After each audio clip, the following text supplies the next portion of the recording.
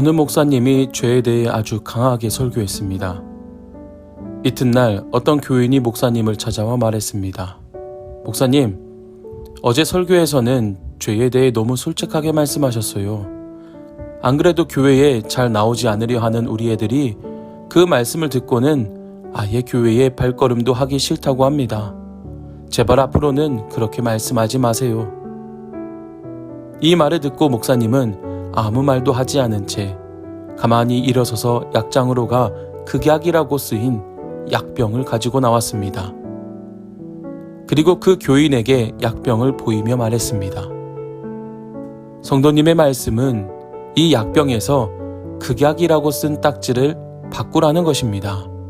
제가 이 독약이 든 병에서 극약이라고 쓴 딱지를 떼버리고 꿀이라고 써 붙이거나 아무 표시도 안 하면 어떻게 될까요? 그것이 더 위험하지 않을까요? 이처럼 사람들은 죄라는 말을 참 듣기 싫어합니다. 어떤 이들은 교회에서 죄라는 말을 빼고 윤리적인 말이나 철학적인 지식을 이야기해 주기 원합니다. 그러나 그것은 극약이 든 병에서 극약이라는 딱지를 떼버리라는 말과 같습니다. 죄는 인생의 비극을 초래한 주범이며 우리가 주의하고 경계하지 않으면 우리를 커다란 고통 속으로 몰고 갈 무서운 힘을 가지고 있습니다. 인생의 비극적인 결말을 피하고 싶다면 바로 이 죄에 대한 선포에 귀를 기울일 수 있어야 합니다. 죄는 사람 안에 매우 심각한 결과를 낳았습니다. 그것을 죄책과 오염이라고 합니다. 어떤 사람이 접근 금지 표지판을 무시하고 진흙 구덩이로 뛰어들었다면 법을 어겼으므로 정해진 과태료를 물어야 합니다. 그리고 더러워진 옷과 몸을 깨끗이 씻어내야 합니다. 아담이 선악과를 따먹은 이후 인간은 죄책과 오염을 숙명적으로 지고 태어나게 되었습니다. 이것이 바로 죄가 인간 내면에 미친 영향입니다. 오늘 본문의 엘라는 BC 881년에 바하사를 이어 이스라엘의 왕위에 올랐습니다. 그때는 유다왕 아사 제26년이었습니다. 엘라는 2년간 디르사에서 이스라엘을 통치하다가 선지자 예후가 예언한 대로 하나님의 심판으로 최후를 맞이합니다.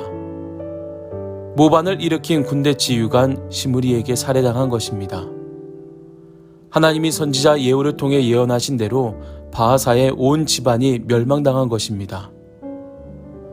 바하사의 친족과 친구까지 모두 살해되었습니다.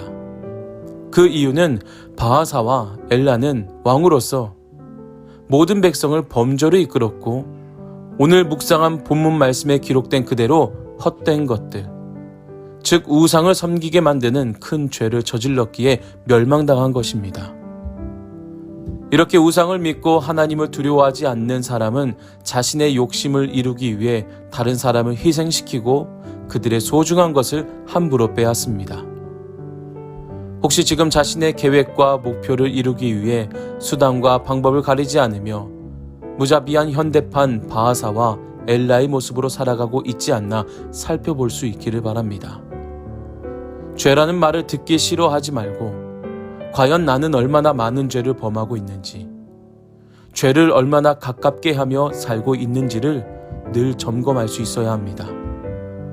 하나님이 얼마나 자신을 사랑하시는지 깊이 깨달은 사람은 죄짓고 자랑하고 교만할 틈이 없습니다. 하나님이 맡겨주신 사람들을 끊임없이 섬겨야 하기 때문입니다. 그래서 나의 죄는 깨닫고 인정하여 회개할 수 있는 자가 되며 또한 그 죄를 범하지 않도록 하나님의 귀한 뜻을 온전히 이루도록 하나님께 집중하여 승리하는 자가 될 수 있기를 주님의 이름으로 간절히 축복합니다.